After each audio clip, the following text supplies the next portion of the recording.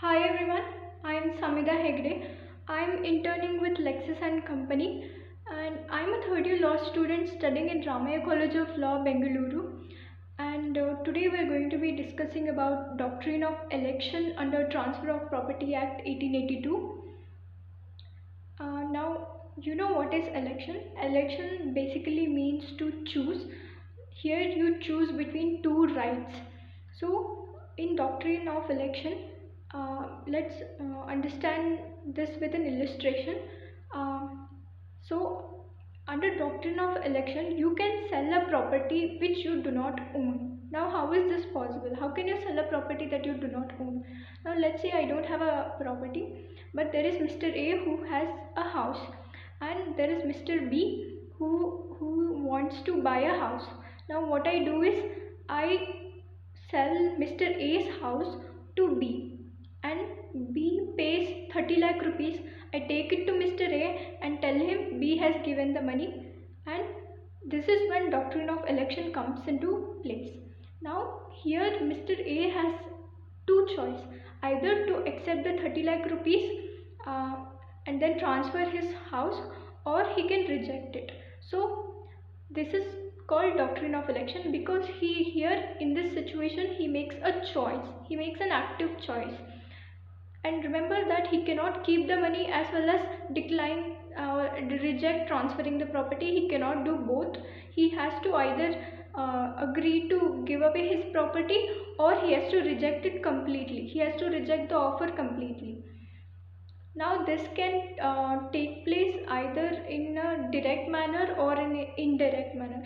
Direct is simply I tell him that Mr. B wants to buy this property, and I give him 30 lakh rupees, and he accepts it and sells it. Now indirect transfer is in indirect transfer what happens is I give this 30 lakh to Mr. A, and he does not inquire anything. He does not inquire if I am selling the property or what I am doing, or who I am giving it to. Nothing. He simply accepts the money, or he accepts the money, and for 2 years he enjoys this money. He enjoys whatever benefits that he has received. He continues to enjoy them without making any rejection, without complaining about it. And after 2 years he cannot say that no, I want my property back.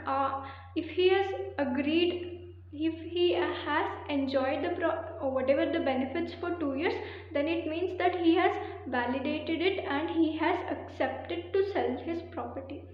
Now always remember that this is a single transaction, that is in a single deed or single agreement.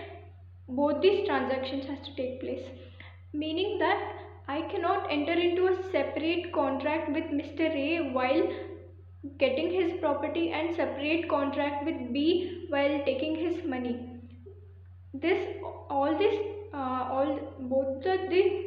of these transactions has to take place in a single deed. These cannot be done in separate agreements. And here the three parties are there, that is the owner of the property is different, transferor is me because I am the one who is transferring the property, although it doesn't belong to me, but I become the transferor, and the person to whom the property is going, he becomes the transferee. Now if let's say in a situation where Mr. A rejects to sell the property, and so what happens? And in that case, if Mr. B had given the consideration, that is if I took his 30 lakh and I went to Mr. A and told him that Mr. B wants to buy this property, will you take this 30 lakh rupees, and if he rejects it, then I will take this 30 lakh and give it back to Mr. B, and at that time Mr. B will be disappointed because he wanted that property, so he will be called a disappointed transferee in this, or a disappointed donee. Or if Mr. B did not give any consideration, I told him that Mr. A wants to gift you some property. In gift there is no consideration, and then I go to Mr. A and tell him to transfer his property to Mr. B. But Mr. B rejects it and says that no, I do not want to give this property. In that case also B will be disappointed, but I do not have to give him any consideration because there was no consideration. But later on, at any point, I can enter into a fresh contract with him. So that is all about Doctrine of Election and Transfer of Property Act. It is discussed under section 35. Do go read the section to understand it better. I hope you understood understood my explanation, and I have also made other videos on various topics under Transfer of Property Act. Please go check them out, and don't forget to like, share and subscribe to the channel. Thank you.